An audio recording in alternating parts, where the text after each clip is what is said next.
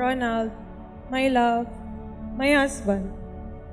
While I was walking down the aisle and finally seeing you at the end of it, made me remember the times how I prayed to God to heal my heart from the past.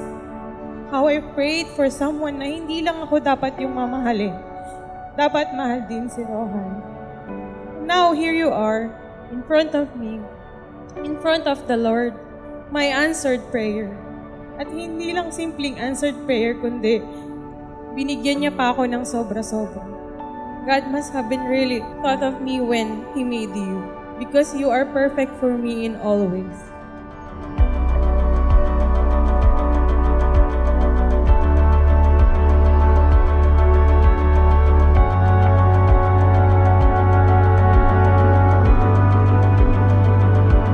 Alam ko sabi natin to, no gift, pero gusto ko lang kitang bigyan something memorable para sa araw na ito.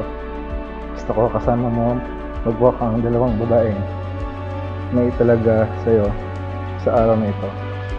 Alam ko masaya sila both for us today.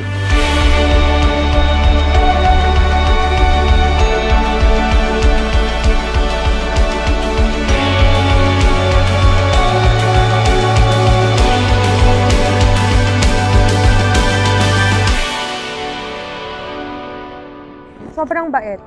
Sobrang bait. Yun nga, sa vows ko. Sobrang haba ng pasensya. Sobrang kalmado lang palagi na ako lang palagi yung high blood, ganyan. Pero siya, sobrang kalmado lang niya sa akin. Nakita ko sa kanya yung yung isang traits na isang babae na hindi siya girlfriend material eh. Ano siya, wife material siya. As in, wala ka nang hahanapin pa. So, ano na siya. Total package and plus one. So, ayun.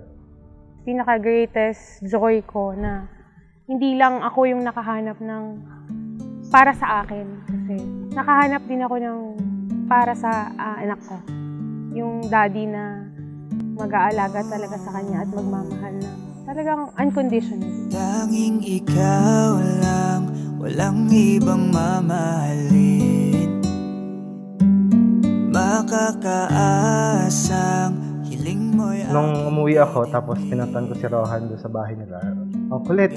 Pero, sobrang close na kami sobrang close na kami agad. Yung parang, hindi mo mararamdaman yung alangan. Nung naramdaman ko yung, yung feeling na yun, sabi ko, bless ako na binigyan ako ng Jane at Rohan. Bigat.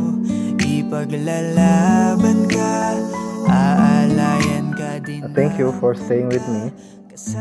Even at our lowest low, alam ko yung naging hirap at sacrifices mo para dabating tayo sa moment na to dito sa harap ng altar. Mundong nakakapagod, o ikaw ang aking pahinga.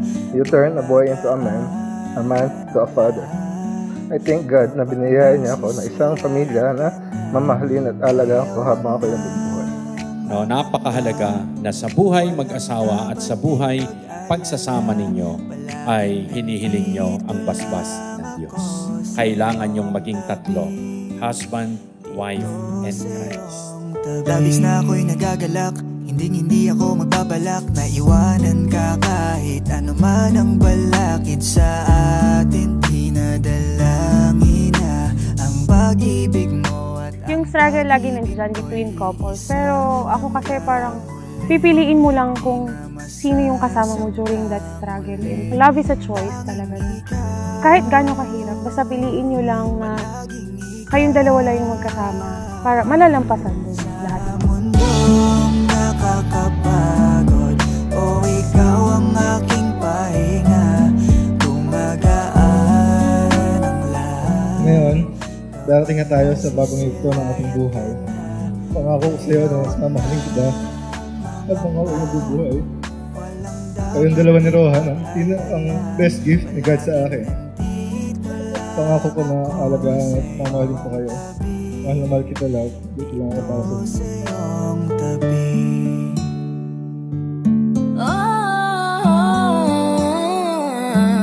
Aking mahal ang iyong pangako. Ikaw yung missing piece in our puzzle. You remain consistent since day one. During the days I felt less, you reminded me how blessed I am. And now that I'm standing in front of you as your wife, gusto kong malaman mo na sa buong buhay ko, sa bawat araw na ipagkakaloob sa akin ng Panginoon, ako ang magiging tahanan, pahinga at kasayahan ko. Sa mundong nakakapagod, o ikaw ang aking pahinga, gumagaan ang lahat kapag nasisilayan ka na.